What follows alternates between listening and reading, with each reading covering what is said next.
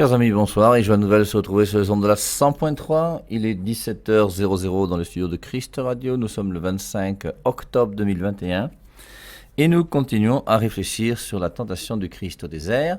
Alors vous savez que ça se trouve dans Matthieu 4 et dans Luc 4. On a vu que l'ordre dans Matthieu c'est 1, 2, 3 et dans Luc c'est 1, 3, 2. La première tentation est la même dans Matthieu et dans Luc. On a vu transforme ses pierres en pain et mange et Jésus répond l'homme ne vit pas seulement de pain et toute parole qui sort de la bouche de Dieu. On a vu que c'est la tentation par rapport au corps. C'est le corps qui se nourrit de pain. Et on avait vu qu'on peut nourrir notre corps, parce qu'on a besoin d'argent pour nourrir notre corps, qu'en vivant selon la parole de Dieu. Et vivre de la parole de Dieu, ce qu'on appelle, c'est faire la volonté du Père. Tu m'as fait un corps Seigneur pour faire ta volonté. C'est Hébreux chapitre 10, versets 5 à 7. Et donc, la première tentation, c'est la tentation par rapport au corps. Alors, on a posé la question tout à l'heure, c'est, mon Père, la fornication, vous mettez ça où ? Du côté du corps, on peut mettre toutes les choses qui sont liées à ce qu'on avait vu dans la première épître de Jean, chapitre 2, verset 15. N'aimez pas le monde ni ce qui est dans le monde. Et on parlait donc de la concupiscence de la chair. Et forcément, avec le corps aussi, on peut mettre dedans tous les péchés qui sont liés au côté charnel. Et c'est pour ça, moi, j'ai envie de dire, il y a deux choses dans la fornication. Il y aurait d'un côté le côté charnel, sensuel, sexuel, dans lequel on regarderait davantage le plaisir. Et il y a une autre dimension qui est une dimension plus spirituelle, qui serait liée, comme je le répondais à la question, à l'amour. Pourquoi je fornique ? Parce que je n'aime pas assez celui ou celle avec qui je suis. Et parce que aussi, je cherche mon plaisir. Il y a deux raisons. Et c'est pour ça qu'à mon avis, on peut mettre... Si on met la fornication comme telle, je mettrais du côté de la tentation par rapport au cœur, par rapport à l'amour. Si je mettais par rapport au plaisir, je mettrais la tentation du côté du corps. Donc première tentation, transforme ses pierres en pain et mange, lié au corps, et puis tu m'as fait un corps Seigneur pour faire ta volonté. Je vous rappelle donc que la parole de Dieu et l'Eucharistie qui est donnée à la messe chaque dimanche, c'est pour nous permettre dans notre corps de faire la volonté du Père. C'est pour ça que lorsque je sors de l'église, la messe est finie, mais ma vie chrétienne n'est pas finie. Et la parole de Dieu que j'ai reçue à l'église, qui va changer mon intelligence, parce que dans mon cœur, j'ai Jésus que j'aime, et j'ai pris la communion, si je suis en état de prendre le corps à corps avec Jésus-Christ, eh bien, cette parole de Dieu et cette Eucharistie qui m'est donnée à l'Église, c'est pour que dans mon corps, je puisse réaliser la volonté de Dieu. C'est pour ça qu'on dit habituellement que la messe est divisée en deux parties, liturgie de la parole de Dieu et liturgie de l'Eucharistie. Même s'il y a toujours la liturgie, je vous rappelle, du rite pénitentiel, et la liturgie du rite pénitentiel, ce n'est pas la parole de Dieu qu'on écoute, ce n'est pas l'Eucharistie qu'on mange. Le rite pénitentiel, c'est je confesse mes péchés. Et je confesse mes péchés, pourquoi ? Parce que je n'ai pas fait la volonté de Dieu. Et on retrouve bien les trois parties de la messe dans lesquelles on retrouve la parole de Dieu et l'Eucharistie pour que je puisse fuir le péché et utiliser mon corps pour me sanctifier. Alors, première tentation, c'était par rapport au corps. On a vu ensuite la deuxième, c'était par rapport à Satan qui dit « Je te donnerai tous ces royaumes, tout ça, ça m'appartient » comme si c'était à lui. On avait vu que c'était un menteur. « Si tu te prosternes et m'adores ». Et Jésus-Christ lui fait comprendre, il est écrit, tu adoreras Dieu seul et à lui seul tu rendras un culte. Et donc la deuxième tentation, c'est la tentation donc par rapport au cœur, par rapport à l'amour, par rapport à la charité. Et donc c'est lié directement à l'adoration. L'adoration pourquoi ? Parce que dans l'adoration, je vais vivre ma relation avec Dieu. Dans cette tentation par rapport à tu n'as qu'un seul Dieu que tu adoreras et à lui seul tu rendras un culte, tu n'as qu'un seul Dieu que tu aimes de tout ton cœur, de toute ton âme, de toutes tes forces. Et c'est pour ça que je ne peux pas me prosterner devant Satan. Je ne peux pas me prosterner devant un franc-maçon ou un rosicrucien. Je ne peux même pas me prosterner devant un sorcier. Et je peux pas que plusieurs fois j'ai rencontré des gens qui m'ont dit mon père, si ma vie est bloquée, c'est parce que j'ai un oncle au village qui m'a maudit. Je voudrais aller lui demander pardon. Moi je regrette, tu ne peux pas lui demander pardon. Si en plus il t'a maudit et que toi-même tu reconnais que tu n'as rien fait, il a maudit toute ta descendance parce qu'il y a un problème avec ton père ou je sais pas qui ou je sais pas quoi, mais mets-toi en Dieu et Dieu est plus fort que tous les marabouts de la terre. Et je ne vais pas commencer à les supplier quelqu'un qui m'a maudit. Je ne vais pas commencer à me prosterner devant quelqu'un qui m'a... Pourquoi ? Parce que son pouvoir maléfique à lui avec son diable est plus fort que moi, mon Dieu, avec ma vie chrétienne. Non, ça n'a pas de sens, il faut qu'on mette les choses au clair. Donc, et par rapport à l'amour, donc forcément, c'est ma relation amoureuse avec Dieu à travers tu n'as qu'un seul Dieu que tu adoreras, à lui seul tu rendras un culte. Et le culte que je rends à Dieu, c'est le culte, les protestants appellent même ça le culte le dimanche. Quand ils vont à la messe, c'est pour rendre un culte à Dieu. Et le culte à Dieu, pour nous, par excellence, c'est ce qu'on appelle la messe chaque dimanche. Et la messe, c'est pour pouvoir vivre de l'Eucharistie, pour vivre le corps à corps avec Jésus. Et donc, par rapport à mon cœur, je comprends que la tentation par rapport au cœur, c'est laquelle ? C'est le fait que, est-ce que pour toi, dans ton cœur, Jésus-Christ a réellement la première place ? Qui, aujourd'hui, parmi ceux qui m'écoutent sur les ondes, sont des gens qui n'ont pas mis Jésus-Christ à la première place ? Vous, les concubins et les concubines. Je reprends pour que vous compreniez bien, concubins et concubines. Mais quand toi tu commences à prendre ton sac et ta valise pour habiter chez un homme, alors que tu n'es pas marié à l'église, ça veut dire que cet homme-là passe avant Dieu. Jérémie 17,5, maudit soit l'homme qui met sa confiance dans un mortel qui le détourne de Dieu. Si cet homme t'a détourné de Dieu, Dieu a dit pas de relation sexuelle tant qu'on n'est pas marié à l'église. Virginité jusqu'au jour du mariage chrétien, voilà ce que Dieu dit. Et si tu n'es pas d'accord avec ça, c'est gênant. Et quand tu commences à cohabiter avec un gars, alors je ne dis pas que le gars avec qui tu as cohabité, c'est le Satan, c'est le diable et qu'il faut le quitter, c'est pas ça que je dis. Mais vous êtes mis dans une situation dans laquelle vous n'avez pas fait pleinement la volonté de Dieu. C'est pour ça qu'en vivant en concubinage, vous ne pouvez plus prendre la communion à la messe chaque dimanche, même si vous avez le devoir d'aller à la messe chaque dimanche. Et en allant à la messe chaque dimanche, comprenez que vous ne pourrez pas communier. Pourquoi ? Parce que vous n'êtes pas en pleine communion avec Jésus-Christ. Est-ce que Jésus-Christ a réellement la première place dans mon cœur ? Dieu dit, pas de relation sexuelle tant qu'on n'est pas marié à l'église. Ton chaud te dit, je t'aime bébé, on fait comment ? J'ai envie de toi. Je te veux. Maintenant, il faut choisir. Qu'est-ce qui éclaire ta vie ? Et c'est pour ça que, je vous rappelle, 3 fois Jésus-Christ dit, il est écrit, il est écrit, il est écrit. La raison, c'est pourquoi ? C'est pas pour revenir uniquement à la Bible, comme font tous les non-catholiques qui sont dans l'erreur. On pourrait utiliser le passage de Matthieu 4 et de Luc 4 pour dire que, regardez, Jésus-Christ, lui, est revenu à la Bible. Il a dit, il est écrit, il est écrit, il est écrit. Mais pour nous, aujourd'hui, il est écrit n'est pas suffisant. Ça, c'est la 3e tentation, celle qu'on va étudier ce soir. Alors, allons-y. Lisons la 3e tentation. Alors, dans l'évangile de Luc, c'est la 3e. Dans l'évangile de Matthieu, c'est la 2e. On va lire d'abord dans Luc. Le diable alors le conduisit à Jérusalem. Il le plaça sur le haut du rempart du temple et lui dit, « Si tu es fils de Dieu, jette-toi d'ici en bas. Car il est écrit, il donnera des ordres à ses anges à ton sujet pour qu'ils te gardent. Et encore, leurs mains te saisiront de peur que ton pied ne heurte quelque pierre. » Mais Jésus lui répliqua, « Il est dit, tu ne mettras pas à l'épreuve le Seigneur ton Dieu. » Ça, c'est donc l'évangile de Luc, chapitre 4, versets 9 à 12. Je vous lis maintenant Matthieu chapitre 4, versets 5 à 7. Alors le diable l'emmène à la ville sainte, même chose, Jérusalem. Il le dépose sur le rempart du temple, même chose. Il lui dit, « Si tu es fils de Dieu, jette-toi en bas, car il est écrit, il a donné pour toi un ordre à ses anges, de leurs mains ils te tiendront de peur que ton pied ne heurte quelque pierre. » Mais Jésus lui répond, « Il est écrit aussi. » Dans Luc, c'est marqué, « Il est dit. » Dans Matthieu, c'est dit, « Il est écrit aussi. » Tu ne mettras pas au défi le Seigneur ton Dieu. Et on voit bien que cette 3e tentation, alors la première c'est par rapport au corps, la 2e c'est par rapport au cœur, tu adoreras Dieu, et la 3e c'est par rapport à l'intelligence. Et c'est pour ça que toutes les tentations sont présentes dans ces 3 tentations. Et l'intelligence, c'est elle qui cherche la vérité. Et la vérité pour nous, c'est la parole de Dieu. Alors Jésus-Christ, lui, il a répondu 3 fois à Satan, il est écrit, il est écrit, il est écrit. Ce sont d'ailleurs même des passages qui sont tirés du livre du Deutéronome. Vous pourrez les trouver très facilement. C'est de Deutéronome 8.3 pour la première tentation et Deutéronome 6, 13 ou 16 pour les autres tentations. Et donc Jésus-Christ prend un texte biblique.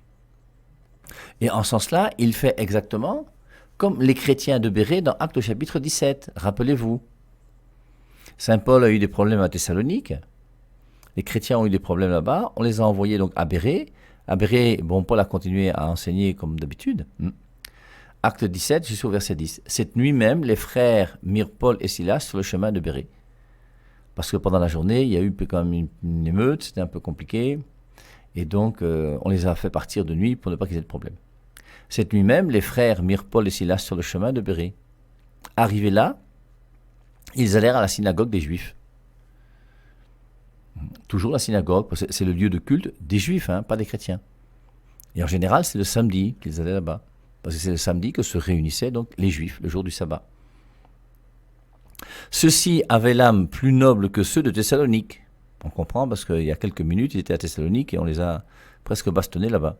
Ils accueillirent la parole avec beaucoup de bonne volonté et chaque jour, ils vérifiaient dans les Écritures si les choses étaient bien ainsi. La manière de vérifier de ces gens-là, c'est de vérifier dans les Saintes Écritures. Alors, première des choses, je vous rappelle que dans Actes 17:11, où il est écrit « Ils accueillirent la parole avec beaucoup de bonne volonté et chaque jour ils vérifiaient dans les Écritures si les choses étaient bien ainsi », ces Écritures, ce n'est pas la Bible. Parce que forcément, quand Paul parlait avec eux, il n'avait pas encore écrit sa lettre. Jean n'était pas encore mort, forcément. On est dans les années, je sais pas, au moins 30 quelque chose, comme ça. À peine dans les années 40, je pense. Après, le concile de Jérusalem, c'est acte 15. Donc dans les années 50, dans les années 55 peut-être, ou 54, je ne sais pas combien on est. Et Paul, la première lettre qu'il a écrite, c'est la première aux Thessaloniciens en 53. Les autres épîtres n'étaient pas écrites. Les évangiles ne devaient pas être écrits. Alors, l'évangile de Jean n'était pas écrit, ni l'Apocalypse, puisque Jean a écrit vers l'encens. Et forcément, donc, quand il vérifiait dans les Écritures, il ne vérifiait pas dans l'évangile de Jean. L'évangile de Jean n'était pas écrit. Il ne vérifiait pas dans les épîtres de Paul, il avait écrit peut-être 2 épîtres sur 13. Il ne vérifiait pas dans les actes des apôtres, puisque c'est les actes des apôtres eux-mêmes qui disent et qui racontent que les chrétiens de Bérée vérifiaient dans les Écritures. S'ils vérifient dans les Écritures, ils ne vérifient pas dans les actes des apôtres qui nous racontent cette histoire. Et c'est pour ça que je vous rappelle que c'est très important, dans Actes 17:11, de comprendre que quand les chrétiens de Bérée vérifiaient dans les Écritures, ils faisaient pas mal, ils faisaient bien. Et c'est la norme qu'ils avaient. Parce que les Écritures, c'est important. Et pour nous aujourd'hui, jusqu'à aujourd'hui, les Écritures sont importantes. Alors surtout la Bible de 73 livres, mais non pas la Biblette. Parce que si vous voulez commencer par vérifier dans les Écritures ce qui est dit, commencez par savoir d'abord ce que sont les Écritures. Et les Écritures, c'est quoi ? C'est la Bible que l'Église du Christ a voulu en l'an 400, mettons, pour ne pas discuter beaucoup sur les dates, en l'an 400, et cette première Bible est une Bible qui avait 73 livres. Les chrétiens de Bérée étaient tous morts là depuis longtemps. Et les chrétiens de Bérée n'ont jamais vu le Nouveau Testament. Le premier Nouveau Testament, c'est en 397, dont on donne la liste des livres du Nouveau Testament, et ensuite, maintenant, on va les réunir ensemble, et on va les traduire en latin. Et on va traduire 27 livres dans le Nouveau Testament en latin, plus les 46 livres de l'Ancien Testament, qui sont les Écritures qu'utilisaient les chrétiens de Bérée. Les chrétiens de Bérée vérifiaient dans le livre qu'ils avaient, qu'on appelle les Écritures, le même livre que nous avons dans l'Ancien Testament. Avec nos 46 livres, et les livres deutérocanoniques faisaient partie des Écritures que les chrétiens de Bérée utilisaient pour vérifier si ce que Paul disait était vrai. C'est pour ça que c'est important quand même de faire un petit peu d'études avant de vouloir lire les Saintes Écritures sans savoir d'où vient la Bible. Et on avait vu, donc je peux revenir, c'est que la Bible catholique qui a 73 livres existe depuis l'an 400, et la Bible des protestants d'aujourd'hui, de tout ce que j'appelle les non-catholiques ou les réformés, est une Bible qui n'a que 66 livres depuis 1826. Nous, ça fait 1600 ans qu'on a une Bible de 73 livres, et les non-catholiques ont une biblette depuis moins de 200 ans. Donc il faut quand même mettre les choses au clair. Alors, et c'est normal que les chrétiens de Bérée vérifient dans les Écritures. Et aujourd'hui, c'est bien aussi de vérifier dans les Écritures, si ce qui est enseigné est bon ou pas. Mais en comprenant que comment tu vas savoir que les Écritures sont bien interprétées ou pas ? C'est pas toi qui vas faire la compréhension des Saintes Écritures. C'est pas toi qui vas dire comment on comprend les Écritures. Si tu commences toi-même à penser être plus intelligent que l'Église qui a discerné le nombre de livres dans la Bible, tu vas fonder ton Église, c'est tout. Comme tous les autres, d'ailleurs. Et tu vas te croire plus intelligent que tout le monde. Mais il faut beaucoup d'humilité pour être catholique. L'Église catholique est l'Église primitive qui a été voulue par Jésus-Christ et qui a discerné le nombre de livres. Pourquoi ? Parce que l'Église catholique, c'est elle qui enseigne la parole de Dieu. Et c'est pour ça qu'aujourd'hui, pour nous, si je suis un chrétien intelligent, je ne vérifie pas la vérité de ce que Jésus-Christ a enseigné en revenant à la Bible, encore moins à la Biblette. Je reviens à la vérité de ce que Jésus-Christ a enseigné en revenant à l'Église, puisque c'est ce qu'il a voulu. 1 Timothée 3,15, l'Église est colonne et appui de la vérité. Aux apôtres, il leur dit dans Luc 10,16, celui qui vous écoute m'écoute. Et c'est en écoutant les apôtres de Jésus qu'on écoute Jésus. Jésus lui-même, il n'a rien écrit. Et il a demandé aux apôtres, qu'il a enseigné par oral, de continuer à donner son enseignement. C'est pour ça que ce sont des disciples de Jésus-Christ qui est leur maître. J'en profite pour vous dire que les chrétiens de Béret, normalement même, s'ils voulaient être plus sages, auraient dû respecter Matthieu chapitre 23. Et dans Matthieu chapitre 23, il est dit, « Les scribes et les pharisiens sont assis dans la chaire de Moïse. » Donc les scribes et les pharisiens sont ceux qui donnent l'enseignement de Moïse. « Faites donc et observez tout ce qu'ils vous diront. » Il n'y a pas de... Faites donc et observez tout ce qui est écrit. Tout ce qu'ils vous diront. Qui ? Les gens qui sont les responsables, qui doivent transmettre la doctrine de Moïse. Les scribes et les pharisiens sont assis dans la chaire de Moïse. Donc, ils enseignent la doctrine de Moïse. Faites donc et observez tout ce qu'ils vous diront, mais n'agissez pas selon leurs œuvres, car ils disent et ne font pas. Et on voit comment Jésus-Christ, ici dans Matthieu chapitre 23, reconnaît l'infaillibilité de la doctrine donnée par les scribes et les pharisiens. Quand un scribe ou un pharisien parle, tu dois être d'accord avec lui, tu n'as pas le choix. Et aujourd'hui, nous, on doit faire comment ? Alors, les scribes et les pharisiens vivent mal, très bien. Mais ce qu'ils disent, c'est la vérité que Dieu veut comme enseignement pour toi. Voilà comment ça se passait dans l'Ancien Testament. Et dans l'Ancien Testament, la vérité venait de qui ? Des scribes et des pharisiens sont assis dans la chaire de Moïse. Faites donc et observez tout ce qu'ils vous diront, mais n'agissez pas selon leurs œuvres. Et aujourd'hui, c'est exactement la même chose que Jésus-Christ a fait avec Luc 10,16. Il dit aux apôtres, celui qui vous écoute m'écoute, celui qui vous rejette me rejette. Et aujourd'hui, nous revenons à la vérité de Dieu, non pas en revenant aux Saintes Écritures, mais en revenant aux apôtres que le Christ a voulu et a choisis. Et ce sont ces apôtres voulus par Jésus-Christ qui vont transmettre la vérité de la parole de Dieu. Quand les apôtres sont partis, Thomas est parti en Inde et les autres sont partis je sais pas où là, Thomas n'a même rien écrit. Il dit Thomas en Inde, là-bas, il n'avait pas un Nouveau Testament. Hein. Mais il a donné la doctrine que Jésus lui a enseignée.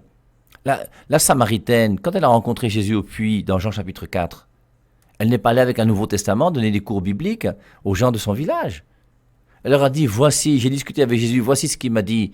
Et c'est par sa parole, par rapport à ce que Jésus-Christ a dit, que les gens vont être convaincus et vont suivre cette Samaritaine pour rencontrer Jésus et vont se mettre à suivre Jésus grâce à la Samaritaine.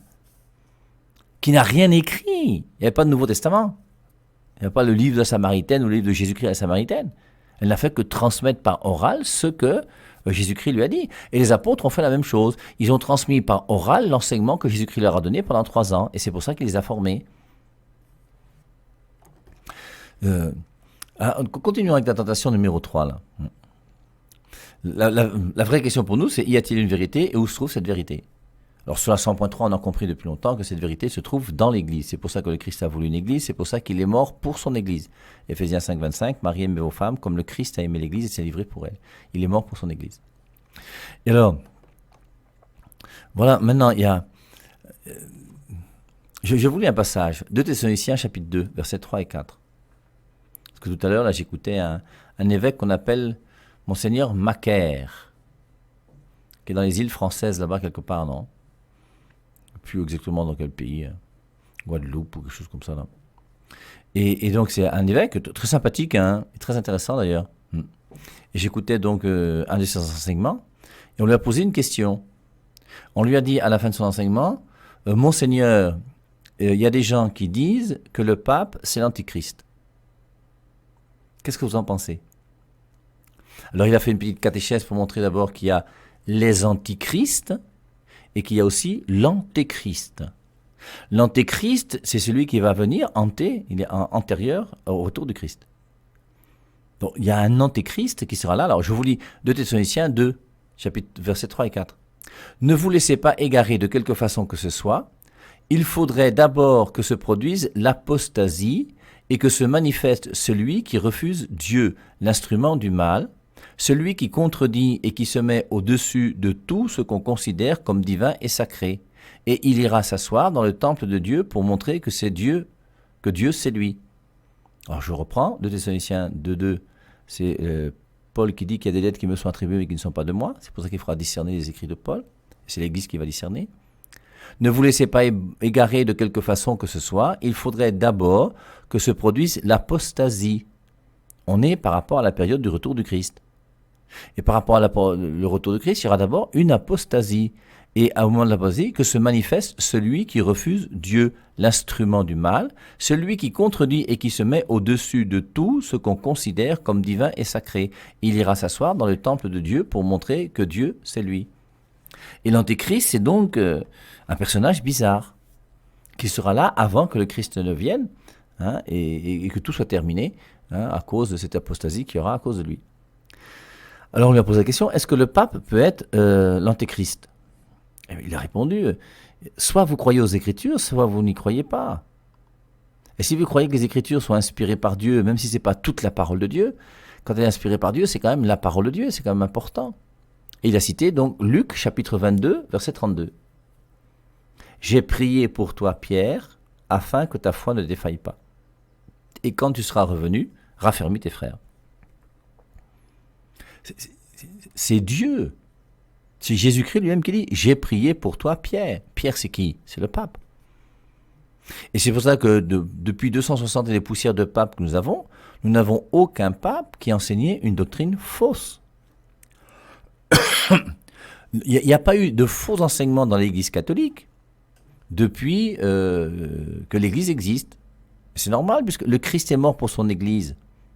Éphésiens 5, 25, Marie, aimez vos femmes comme le Christ a aimé l'Église et s'est livré pour elle. Il l'a rendue sainte et sans tache. Cette Église, elle est sainte et sans tache. C'est ce que dit la Bible. Mais vous y croyez ou vous n'y croyez pas ? Et cette Église, c'est laquelle ? Matthieu 16, 18, Pierre, tu es Pierre, sur cette pierre je bâtirai mon Église. Et les portes de la mort ne pourront rien contre elle. Dans Matthieu 28, 20, il dit, je suis avec vous chaque jour jusqu'à la fin du monde. Mais il est avec nous ou il n'est pas avec nous ? Il est avec son Église ou il n'est pas avec son Église ? Son Église est sainte ou n'est pas sainte ? Quitter l'Église que Jésus-Christ a voulu, pour laquelle il est mort, c'est une erreur grave. Et c'est pour ça que le pape ne pourra jamais être l'antéchrist, puisque Jésus-Christ lui-même a prié. Il a dit dans Matthieu 16, 18, Pierre, tu es Pierre, sur cette pierre je bâtirai mon Église. C'est son Église, il n'y en a pas d'autre, c'est la seule, qui est celle de Jésus-Christ.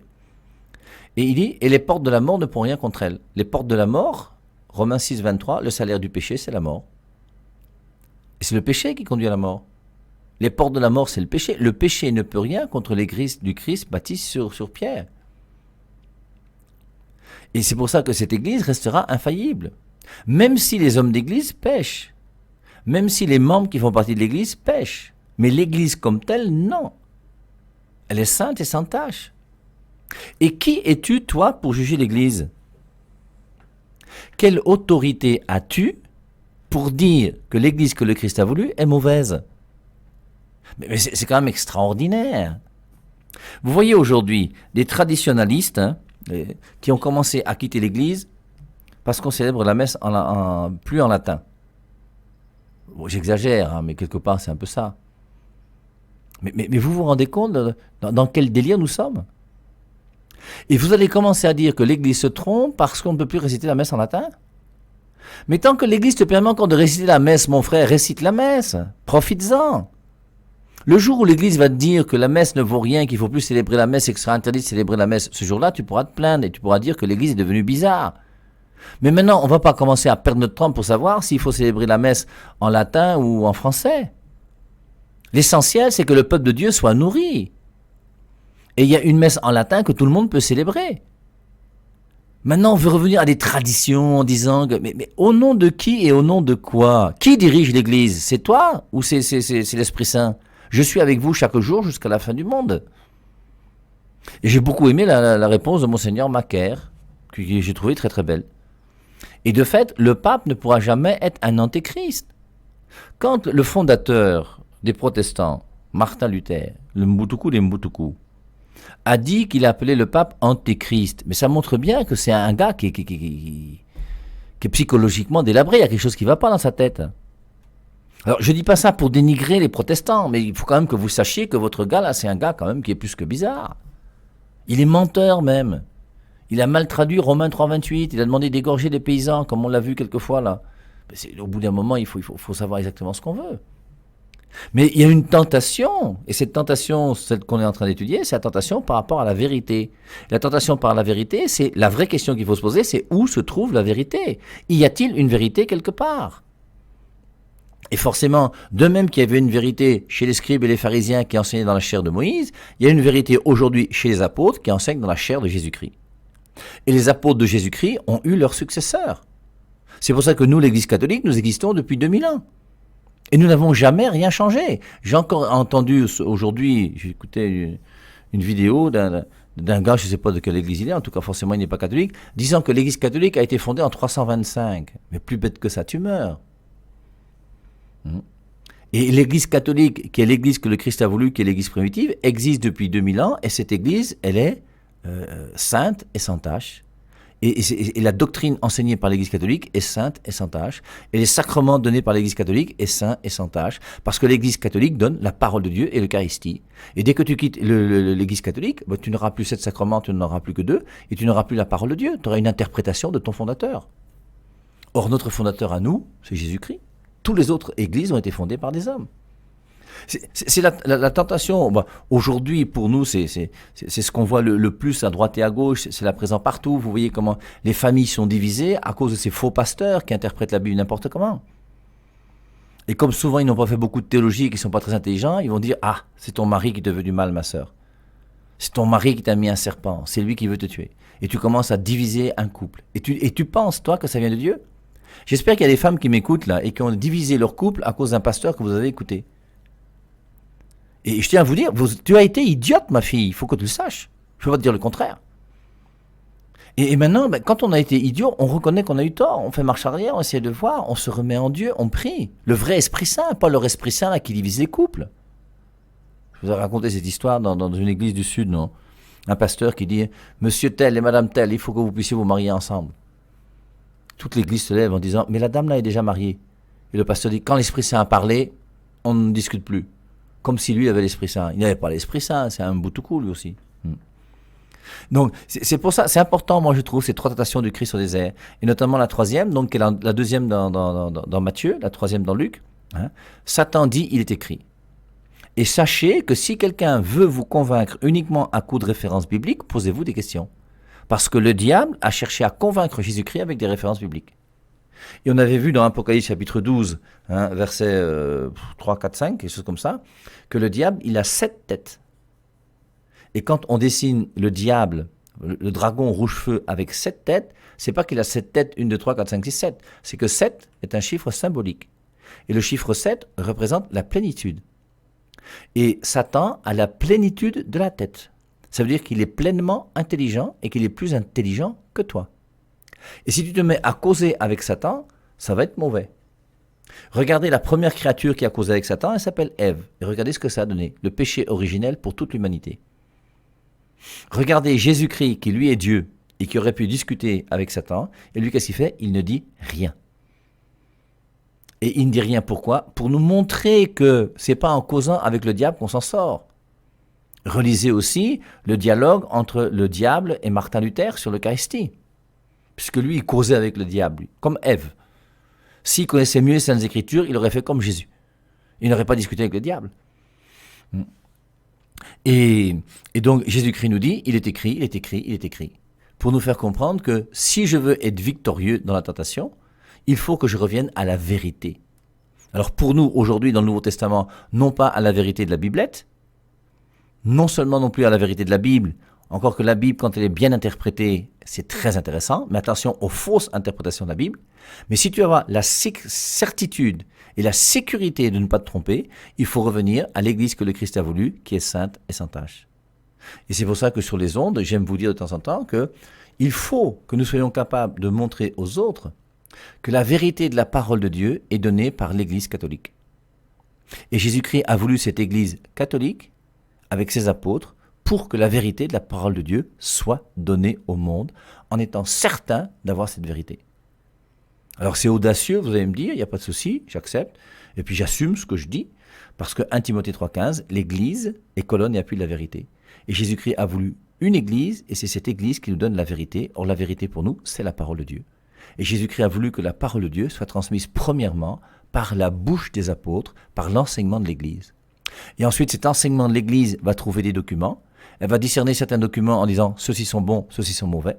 Et s'il y a 27 livres dans le Nouveau Testament aujourd'hui, c'est parce que l'Église a autorité sur le Nouveau Testament. L'Église a autorité sur la Bible. Et c'est pour ça que je termine avec Acte 8, l'eunuque éthiopien qui est dans son char. Philippe va le rencontrer. Comprends-tu ce que tu dis? Comment vais-je comprendre? Je n'ai personne pour m'expliquer.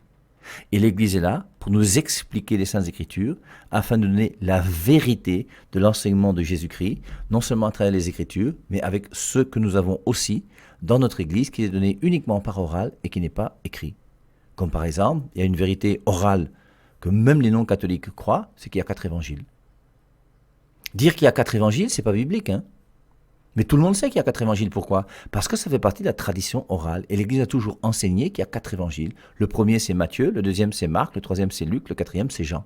Vous ne verrez ça nulle part dans les Saintes Écritures. Et revenir uniquement aux Saintes Écritures, c'est plus que bizarre. Mon âme élève-toi et loue Dieu. Seigneur, me voici encore devant toi. Je veux te dire merci car tu as fait du bien à mon âme. Et je voudrais